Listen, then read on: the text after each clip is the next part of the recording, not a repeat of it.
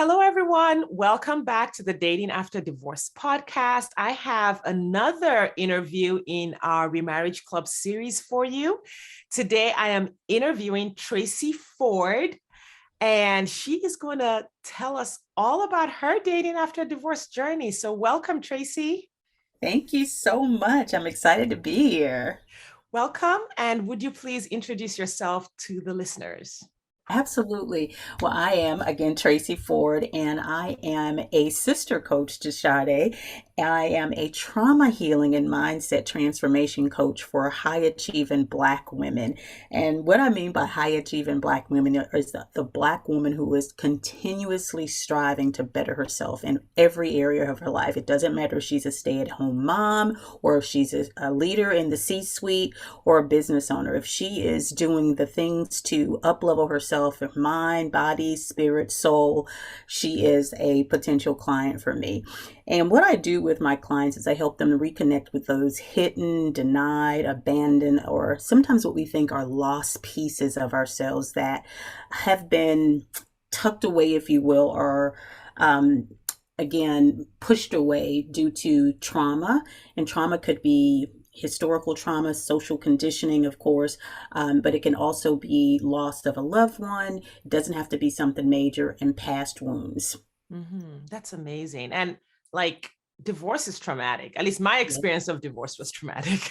Yes, it can be. I've been through it twice, so yes, it can be. And I do work with many women who have been through divorce, and some of the traumatic part of them is that parts of them have closed off to love, because what we tend to do is where we were hurt, we close those parts of ourselves off, and we have this wall up where someone can't penetrate it because there's this fear of being hurt in that way again, being rejected, possibly even being abandoned. And Mhm. so we walk through that mind drama, because that's typically what it is. It's the mind drama that's driving those emotions that Mhm. have them guarding themselves, because that's the action part of it. So yes, it can be. And my second divorce was actually traumatic. My first one was definitely needed because it was due to domestic violence and so forth. So it wasn't so much that the divorce was traumatic. The marriage itself was traumatic. Mhm. But my second marriage was never supposed to end. It was fairy book. So when we decided to separate and go our separate ways, it was very hard. It took us over 5 years to actually finally divorce. Wow. How Yes. long were you married both times? 16 years, if you include the time that before until we actually got divorced. So 16 years, but we'd known each other since we were in grade school. And we'd had this crush on each other, but we Mhm. never ever dated in school. We were in classes together. We both ended up marrying people who we shouldn't have married in the first place. Mhm. And we had a great friendship. And I think that's the reason why we're still friends today and want nothing but the best for each other. But we did not do the inner work before we actually got married. And there were signs for both of us. It's specifically for me because I did address a lot of the signs that I saw, but we were also dating long distance at the time.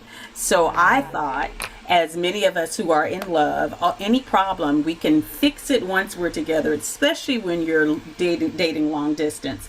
So because of the love we had for each other as people and as friends, we just figured we could make this marriage work. And we gave it a good try, but both people have to be willing to do the work. And I was doing the work. He would sometimes do the work, and sometimes drop the ball. Great person, but it takes two people to mend. It takes two people to break a relationship, just like it takes two people to make a relationship work. Right. And that frame of reference of what work is can be different. Like for you, you were probably like, hey, we need to do all these things to fix this. And then he might have like a different definition of doing the work or a Ex- different definition of when things are good. Like he's probably, I'm not in his case, doing the work or things being good might have been different from your definition. And I try to explain to my clients a lot of the times, I listen, you have to make sure everyone's on the same page in what you're defining. Absolutely. And we were very communicative. That is the one thing. And but if a person, even when you have this communication about what doing the work looks like, the person also has to recognize that they are a part of the problem. They also have to recognize that there is work that they need to do. And if they don't actually own up to those pieces and those parts of themselves that need to do the work, that need to have that work focused on, it doesn't matter if they understand what that means to do the work. Because, and that was part of, and even to this day, he still has not done the work. He still does not own up to the parts of him that have unhealed trauma, that have kept him, with walls up, because he still does have walls up. I mean, we talk about his current relationship and, I'm like, you're still not, what, dude? But it's on him. And it's on both parties to actually say, you know what, I'm willing to strip back all of the layers so that we can move forward. But because we're doing this, it's going to also mean that I'm going to be able to heal. And when I heal, that means I'm going to be a better person for me, which means I can be a better person for you. Because at the end of the day, it's about being a better person for you. Because once you become a better person, it extends outward. It's like what we say in the coaching industry: what you do well in one thing, you do well in other things, and what you don't do well in other things, it shows in those things in other things as well. So it's the same concept. Yeah. So this was your second husband, the one who was your friend from grade school, your friends for a long time. Yes. After your first divorce, you got married and then you got divorced. Yes. How long after your second divorce did you start dating again? I actually was, because we lived long distance. Long story short, I actually took a job in a different state while we were married. We agreed on it because 2009, so much was going on with recession and so forth. So we were not living in the same home, and I started actively dating even while we were still married, because I kept saying, do you want to work on this? And he was like very silent. But he wouldn't give me the divorce. He was like, I'm not ready to divorce. I'm like, but why not? So I actually started putting fillers out in 2015.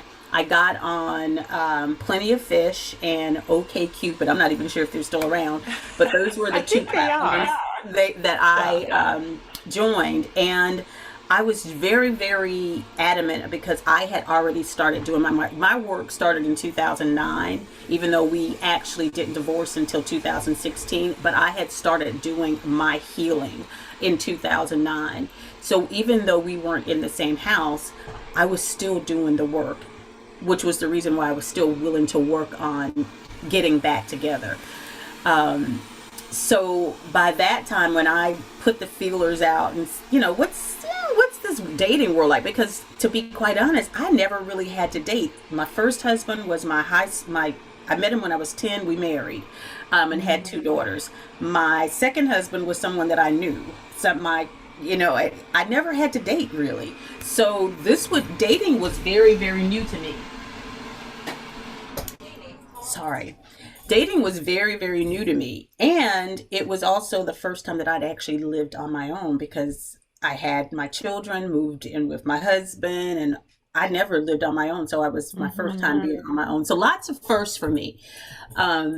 So when I put those feelers out there, I was very, very sure of what I wanted in the next person. And I actually wasn't looking to marry, to be quite honest. I was like, I'm just wanting to date, because in my mind, I was like, I am never marrying anyone ever again. Done, kaput, no ma'am. 2 times was enough. 2 times was enough, but never say never. And it wasn't that I didn't believe in marriage anymore. And it wasn't that I didn't believe in love anymore. I didn't want to go through the possible hurt of it not surviving. And from what I saw from the dating scene, even though I had a great dating experience online, I was very, very intentional when I created my profile. I was very intentional about stating what was, a boundary for me, not Mhm. really stating it as a boundary, but knowing if anyone read it, they were like, oh, she's not the woman for me. Can She ain't. you clarify what that was? Like Yes. what was the intention that you put out and how did you put it out? Okay, my intention was I wanted to date someone who was open, who was all first and foremost, they had a relationship with God.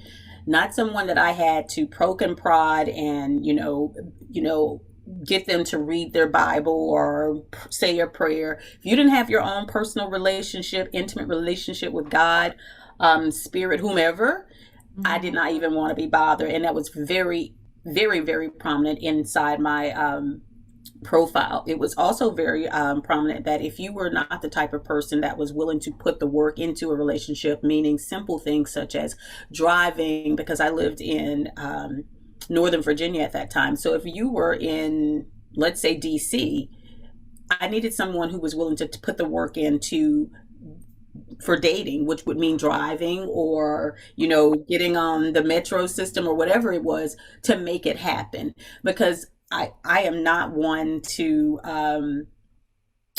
it's nothing wrong with picking up someone to go on a date every now and then, but I want it to be courted. There are Okay. certain things that I needed to make certain that this person was a man who understood what courtship meant.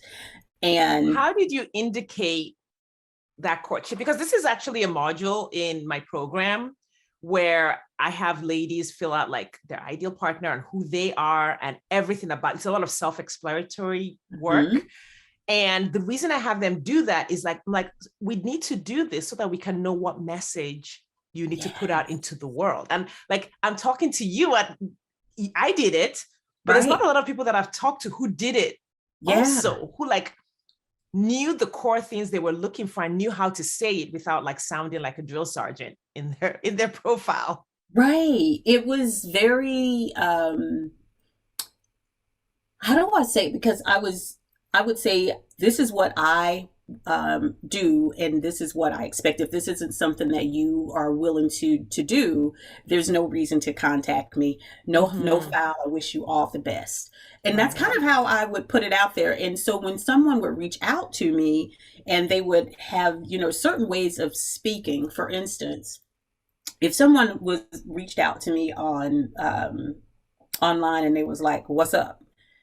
I knew that was not the person for me. Yes. But I had also done the work. I written down everything that was non-negotiable and something that I could work with. And there were several non-negotiables. Was one, the relationship with God. The second non-negotiable for me was they had to understand that just because I am a woman does not mean that I am not independent. I can be a submissive woman, and submissive to me does not mean a walking mat. Submissive to me means that I can follow your leadership, but you have to show me that you are a leader. I love I'm just that. not going to follow you just because you say you're the head of the house. That doesn't Mm-hmm. work over here. You need to show me that you are a leader. And by showing me that you're a leader is in how you show up in the world. The other thing that Mm. for me that I did not do, I did not give a lot of details of what I was looking for in a man, because here's what I've learned is that when you tell people what you are looking for, they are going to try to imitate that, whether that is who they are or not, because they see something in you that they want to receive from you. Yes. They will So pretend to be what you're looking for. exactly. They will pretend. So you get this person and then you get into this relationship and feelings are involved, and then you start to see this person turn into someone else and you're like, this is not who I dated. So Yeah. when men would ask me, what are you looking for in a man? I was like, I'll know it when I see it. Yeah. When You you just show show me who up, you are. show me who you are, and that's where I will make my decision. But I don't believe in giving you a roadmap per se, and so that you can actually play into what it is I'm looking for. And I that worked very well for me yeah, because it I allows teach my people to show up. clients the way I give them that analogy is I'm like, listen, you cannot give him the answers to the test. That part. Like the man, you have a test, you have this ideal client profile that we've developed for you. And now Right. you're going to just say, okay, sir, here are the answers to the test. Show up like this, and I will give you my Yes. person. It's like, no, you're looking for No. the man who is already all of Yeah, that. Yeah, I love exactly. that so much. And it's so funny because I would just literally, my current husband, he and I, we have our moments, of course, but there's so many things about him that I had no idea, for instance. And what really helped me to fall in love with him was we were out to, I'm not even sure if it was dinner, but we were eating at IHOP or something that was prior to us become vegans. And one of the things he did that really blew my mind was that we would always tip, of course, but he would always tip anyone who was cleaning, the custodian, no one that waited on Mm, us. He would just always be like, let me go talk to them. And I never knew what he was doing at first. And then it mhm. was like, what are you doing? And he would always tell them, thank you for keeping the place clean. Things that most people don't even think about doing. And Yeah. that was major for me because that showed me a part of his character, that showed me how much he cared about people. So I never told him any of the things that I would just watch him. I would look at how Mhm, he was dealing with his children. What type of relationship did he have with his mother? How did he speak to his mhm. mother? How did he speak to people in general? How did he show up at work? I would literally just look. And if you were to have a conversation with him, he'd be like, she was tough. She didn't tell me Mm, anything. She just yeah. expected me to, and he would always tell me, I don't know what you're looking for, but I can tell you this. I'm not like any of the other men. I was like, I'm not looking for you to be like any other men. I just want you to be you. However, it Mhm, was a little bit because I wasn't used to someone like that either, who was very sure of himself, because most people are mhm. trying to fit into whatever society's definition of what a man or a woman or someone is supposed to be. And he was coloring outside the lines. And that was also very attractive for me, was that he was coloring outside the lines. Can it sometimes be bothersome now as a wife? Yes, because sometimes it's like, dude, I know you don't do this, but Do you mind doing it? I love that. Okay, right. so let's rewind a little bit. How long were you on the apps before you met him? Oh my gosh, I was not on the apps long at all. I actually had a couple of dates, and I did have one experience that wasn't great, but I didn't let it taint how I felt about it because I met Mm, doctors. I met some, actually, one of the guys that I actually went out with a couple times, he got married and we still talk. It just wasn't going to work. He's a great guy. how old Several were you other at the guys. time? Sorry, I know I'm peppering you with all these questions, but I'm I know sorry. this is what How my old? listeners are going to be asking. When you got on the app, how Hmm. old were you? Okay, I'm 54 now. So I had to be right before turning 50, somewhere right in that area, because we've been married Right. 2 years, 26. We started dating in 2015. No, let me rephrase that. We started associating in 2015, Mhm. and he wasn't really ready for a relationship. And I was like, that's fine. Do you? And I went about my life. But we met. I hadn't been on there long because I wasn't very active. I was like, whatever happens, happens. So I Mhm. probably had been on there maybe a few months, but I Mhm. wasn't actively engaged in either one of them, if you will.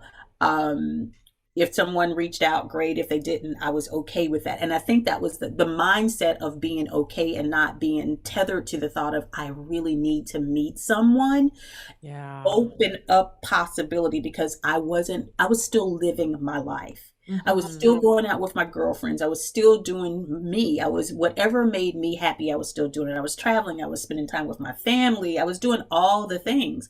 And because I was so free without that connection of needing, because when you need something, you are it's that, it's like the lack of, what is it, scarcity It's a mindset scarcity, or man. You're poverty attached. You're really mindset. attached to Yeah, the outcome. you're exactly. So when you're that way, it actually closes the opportunities. It closes the doors, and you're on this tunnel vision where there's nothing else that matters, and so you're not in the present. You're only focused Mm. on what you want, which is forward thinking, but you can't even live in the present. So you close yourself off to that. and at the time I wasn't a coach, but I always felt that I just needed to just live my life. And remember, I started my journey of healing from all of my trauma and past wounds, from being in an abusive marriage and, feeling abandoned as a child in 2009. So by the time I was on the app in 2015, I had done a lot of inner work. So I was at a place where I was okay with that. But I can't say, even when I was dating with my second husband, I was always very, um, what's the word that I'm looking for? I was very sure of who I am, but there was a part of me that was also very, I won't use the word needy because I don't think the word that it gets a good connotation. I didn't realize how much of my trauma was actually affecting how I was showing up in my marriage to him. I was Yeah. requiring him to do things that weren't his place. He could not take the place of my father not being there. He could not take Mm. the place of the nurturing that I didn't receive, from my mother. He could not fill the holes in my heart from the first husband, um, committing adultery and all the things that he did. So there was a Mhm. lot of, if you will, past hurt that I expected him to be able to help me heal when it wasn't his responsibility. It was my responsibility to heal. And whatever Right. he gave as a result of supporting me as his wife was the icing on the cake, but I didn't understand that then. I didn't Mhm. get that message until 2014. And I actually apologized to him in 2015. October of 2015, I apologized to him and told him how sorry I was for putting so much pressure on him in the marriage to be something that he wasn't supposed to be. He was only supposed to be my husband, not my savior. Right. That's so, so powerful. That's so powerful. So it sounds to me like you saw dating, you almost went into it just saying, hey, I'm going to need to figure this out at some point, Yes. right? I need to figure these apps out. I need to learn this. And just by having that like learning mindset, like that open growth mindset about dating Yes. and not like, okay, I need to get married now, almost Right. like just having that non-attachment and Yeah. seeing it as like this just one piece of the adventure that you were creating in your life. It Yes. put you in I the had no energy idea. and the attitude that brought your husband to you. Absolutely. Because I think I went out one, two, I've been on maybe 4 or 5 dates. Again, Mm-hmm. all great men except for one. But they just weren't, it just didn't click. And I saw a picture of him. He was in his soccer gear and he was standing really just like, I'm the stuff. I'm all of this. And I was like, oh my God, he is a handsome man. And I did not realize where he lived in California, Maryland, but I thought he lived in the state of California because I did not know there was a California, Maryland. So I just sent him a little message and I said, thank you so much for representing, 49, I think we were 40, 48, 49-year-old men. You look great. I Mm-hmm. really thank you for, making my eyes happy, when I Yeah. saw you. And I had no idea that I was ever going to meet this man, speak to him, anything. I was really just being appreciative of the fact that he was chocolatey goodness, okay? Yes, I hear you.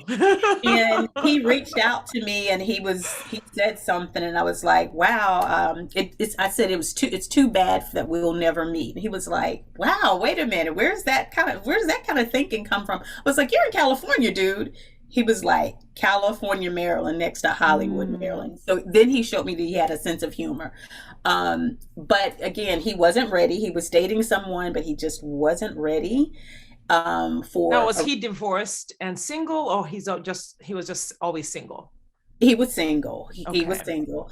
But he'd been previously divorced as well. So we'd both been divorced, but he wasn't ready. He was still dealing with his own heartaches and pains and so forth. And then in 2016, I got this beautiful Valentine's Day flowers and chocolates, and I had no idea where they were from. Hmm. So I called my daughters because my daughters are always giving me things. And I was like, did you guys surprise mommy with these? I mean, I got 2 dozen red roses, two Wow. dozen strawberry, chocolate covered strawberries, and this note that said, something about blessings or something. And I should have known because one of the words he said is blessings. But by the time I realized who it was, I was like, oh my God, did he really just send me? Because we weren't dating, and we hadn't talked or anything. And I So remember you he had met on the app, maybe you went out on a date or two hmm and then just kind of parted ways. yeah, because he wasn't, I could tell he Yeah. wasn't ready, And I just love that you were able to just even just let him go. Like Yeah. you didn't attach to him just Yeah. because I you was went on a like, couple of dates. you know what? Hey, I realize that this isn't ready. I said, when you're ready, Yeah. if I'm available, hey, we'll connect again. And if not, I wish you Nice. all the best. That was how I always ended things. It wasn't that I didn't like him. I really did like him, but I also wasn't. I'm not ever going to chase someone. Mm, That never turns out well for anyone. And yes. it just wasn't in my nature. But when he decided, because I remember he asked me something about February 10th, and I had no idea. I thought, oh, well, maybe he's thinking about a date. But the date, I didn't get a call from him. I didn't get anything. I got the flowers and stuff, and it still didn't click. Yeah. So when I finally made the connection, he came to visit me, and he said, I'd like to see how we can make this work. And we've been together ever since. Oh my gosh, that is amazing. These are the Yeah. stories that like we well not me because I'm remarried now, but like my single ladies, my single friends, Yes. sometimes because you're not in it, you can't really conceive of how it could happen, Mhm. or they believe it's just luck, that it can never happen for them, and it's Right. just a fluke. And I just want to tell everyone, like, listen, these things happen, They do. right? They do happen. And there's nothing wrong with him. There's no reason why you can't have it. Like, you might need to do some work. So if you want to do Yeah. some work, come to the academy or talk to Tracey about healing some trauma, Mhm. right? Like, you might need to do some work to get there, but like, why not? Why not believe Absolutely. that it's possible? Right. And why not invest in you? Because when you come to the table in wholeness, you absolutely can detach from the outcome because you already know what you are already capable of and how freaking amazing you already are. You don't need anyone to tell you that you're beautiful. That just becomes the icing on the cake. And it's the funny thing Mhm. because when I would get messages inside my the on what is it, Plenty of Fish and OK Cupid, and people would go, "You're beautiful," and I go, "Thank you, I know it, I appreciate it." And I wasn't being conceited, but I think Yeah. that a lot of times because women are, and I'm going to say this, and this is a generalization, but what I see is that so many women sometimes are craving for the compliments outside of Mm-hmm. themselves versus giving those compliments to themselves and being sure of who they are. That's when we Mm-hmm. fall into this trap and we make some decisions that aren't serving us because we are externally looking for validation versus internally giving ourselves that validation, where when we get that person who really does love us and care about us, they don't necessarily have to say you're beautiful all the time. They don't have to, they Mm-hmm. show you. And because they're Yes. showing you and they're showing you how much you matter to them, then you can absolutely, that feeling of beauty and being respected and being desired and being wanted, it's a feeling that comes from the inside out. Yeah. Yes. And you have it all the time. So your spouse can have a bad day or your boyfriend can have a bad day and you're still fine. Exactly. You're You like don't my husband, collapse because he's he's not having a bad feeding day. you. Yeah. Right. He's Yeah. having one of those moments today, or he was like, I don't want to talk about it. I'm like, okay, and I went on about my business, and now he came up and gave me a hug. We Yeah. we learn how to give them space also while we're giving ourselves space, and space equals grace. Yeah. But I won't say that it's been easy because he was still dealing with his trauma, and we are now a little over 2 years into our marriage, and he is still dealing with unraveling the things that have gone on with him. But what has made it possible for us to get to this and for us to go to this through this together is one, giving myself grace, giving him grace, and understanding that the process of healing is a journey. It is not something that we're just going to run through it and it's going to happen. Um, So because I they're have a question about that. And Mhm, this is just really to clarify for people who are listening. Like he has his journey of healing. mhm. And I notice sometimes women will want to take responsibility for helping the man heal, or they will allow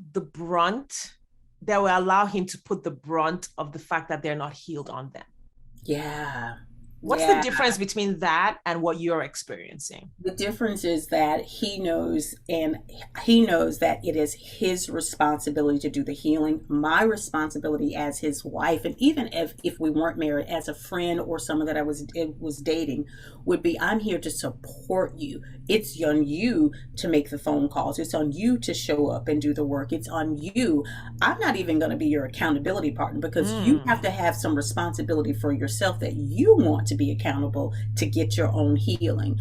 And I think also because, and I'm going to speak from being a Black woman, I can't speak from any others other than being general as a woman, but as Black women, we have been taught that we are supposed to carry that weight. And if yeah. you are a Black woman or a woman of color who's been taught about the strong Black woman schema, or the superwoman trope, we've been taught that we're supposed to take those types of things and run with it if he's not hurting you in any type of way. That makes us codependent, and we don't realize that actually makes us codependent and keeps us in relationships that don't serve us. And Yeah. it actually, in not only that actually sometimes disrespect us, and also minimize who we are as a person. So for me, because I was so very vocal about where my boundaries were, and many of my boundaries I never had to speak. Mhm. We don't Well, have to most of the always boundaries speak are for them. you to maintain for yourself. Exactly. Exactly. Like, for instance, he knows if you hit me, I'm out. If you disrespect me in certain ways, I'm out. That's, Hmm. I don't give second chances for some things, but Hmm. I don't never had to speak them. But when those things were some things happen, if something was said or done, I would immediately say, that's not kosher. If you do this again, this is what the repercussions are going to be. And I have Hmm. no problem absolutely enforcing my boundaries, but I had to get to that place. It didn't happen overnight. And that Hmm. goes back to, with him being responsible for his healing. I am here to support him through that process. But when I start to see that I am actually carrying more of that than him, Hmm. then that's when we need to have a coming to Jesus conversation, and we need to shift in the relationship as far as that healing goes. That is not our responsibility to do someone else's heavy work for their healing. Our Yeah, heavy work is for us to do our healing. 100%. And I was about to say that was like, how were you going to have enough space to do the work? All of us are carrying something, and a Yes. lot of things can be a lifelong journey to keep teasing that out and keep working and keep growing. And even when you're not dealing and healing with trauma, building what you want to build in the world, creating Yeah. what you want to create in the world, writing your book, starting your business, getting that promotion. If you're taking all of your time, attention, resources, energy, and using it on Mm-hmm. someone else's healing, when are you ever going to have the time and space to create what you want to create in the world? Absolutely. I have this saying, and I always tell my children, my clients, never pour out of your cup, only pour from your overflow. If you Mm, start pouring from your cup gets empty really, really fast. So if your cup isn't always full and you don't have overflow, that's not the time for you to start pouring into someone else. You yeah. only pour from your overflow. Because here's the thing, most of us are running around with empty tanks, empty cups, empty cupboards, because we are constantly putting our emotions, our needs on the back burner, because again, that's what we've been socialized to do, whether it's from generational or ancestral, or from social conditioning from the world in general, because the Mm-hmm. world in general tells us that we're supposed to pour into the man, Yeah. right?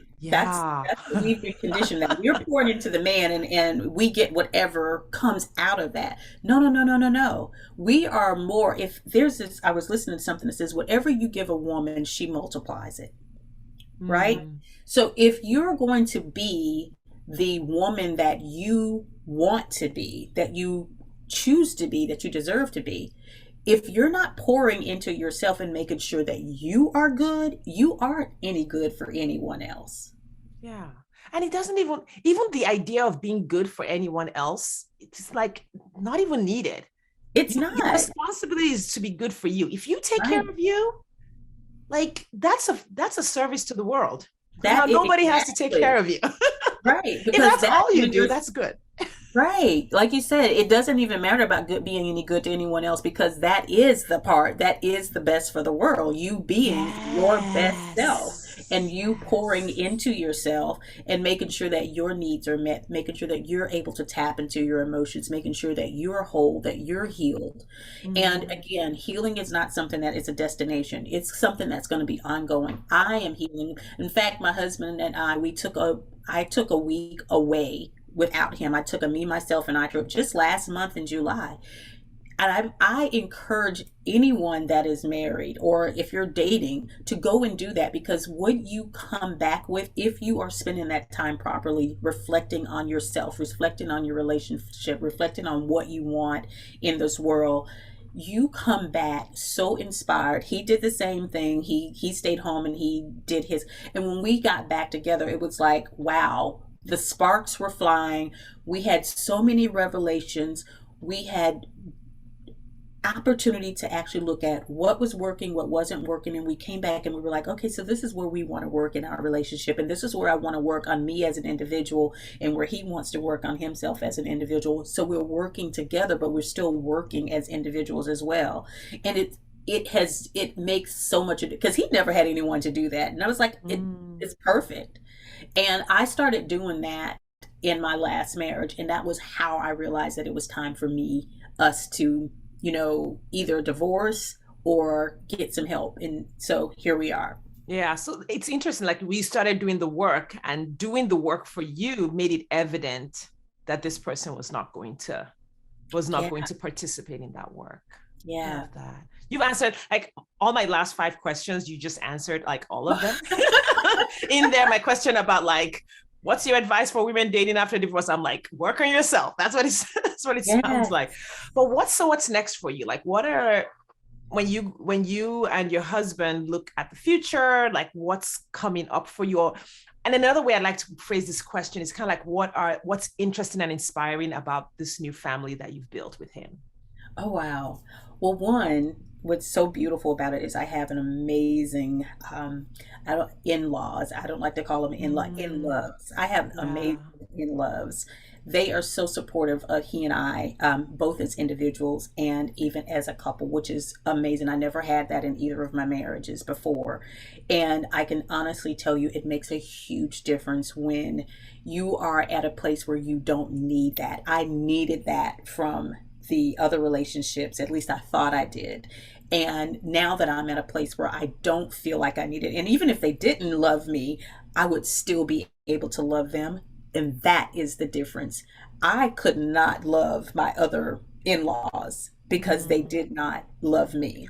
They did not respect mm, me the way that they should. But even if they didn't now, I could still love them. And that's because I've done the work on me. And because I've done the work on me, there wouldn't be any riffraff that there was before. yeah. That's one thing that's really, really interesting. Second thing is that my children, they're grown, his children are grown. We all have a wonderful, it's a good blended relationship where I did not have that before. And I think that's because of the way we built the foundation. I know that's the way, it's because the way we built the foundation. And also because my kids are grown and his kids are grown also, they have their own life ahead of now. For us, our focus is on retirement and um, our vacation home. We're trying to figure out if we're still going to stay in the US or if we're going to move to another country. My husband is from Barbados. But that's it's the fun part now of what do we do without we're So empty many, nesters, right? So so we many don't, possibilities. where do we go next? What's Yeah. the next on our agenda? So and we don't have grandkids, may not have grandkids, so if we do, that would be great. um, no pressure, daughters, if you're listening. um, And sons, if you're listening, no pressure.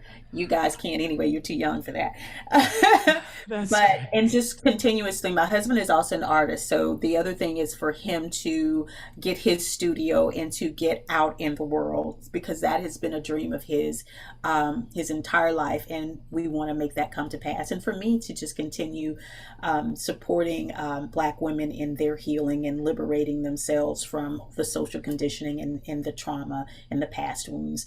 And that looks like retreats and all the things. So Yeah, it's that lots that of that work fun is stuff. so needed. So Yeah, needed. I was having a conversation with my son just yesterday about how coaching and therapy just needs to be made so much more accessible to people yes. because literally every human every human has something that they're dealing with. Absolutely, every human. I always tell my clients, because I have clients who come to me and they're like, I don't have a traumatic childhood. It's not so much that you had a traumatic childhood. It's about we have been traumatized in the world. If you've lived through COVID, you're living through COVID. We are being traumatized right now. We've got the back and forth because there's no and either. There's always either or, not and both, or we don't have that consensus. So we just sometimes just getting in the car, getting a cup of coffee somewhere can be traumatizing. Just dealing with traffic and the way people are not kind to one another, that can be Mm-hmm. traumatic. So trauma doesn't have, and I hate when we have this big T and little t, because it almost minimizes someone else's trauma. I don't like to Mm-hmm. do that. Whatever is that you've experienced that is causing you pain is trauma, and it matters Yes. regardless of how big or small someone else may say it is. It's big to you, so it matters to you. And that's how I'd like to show up with my clients and help them to understand it, because like you said, we need more therapists, we need more coaches, but we also need for insurance companies and other companies to recognize that the coaching industry is just as important as therapy. Mm-hmm. And how well we work together when we are able to work with our clients together. Because when I see the therapist working and the coaches working, and the transformation that our clients get when we are working hand in hand, it's a beautiful, So beautiful powerful. transformation. Yes, it Yeah. is. All right. Tracy, thank you so, so much for sharing so much of your story and being so transparent about your journey. We're going to link up all your links in the show notes, but for the people who want to just write it down while they're listening, can you tell the listeners where they can find you, spell out your social media so they can find you right away? Absolutely. I am on social media and my handle is Planted to Flourish. And that's planted, PLANTEDTOFLOURISH.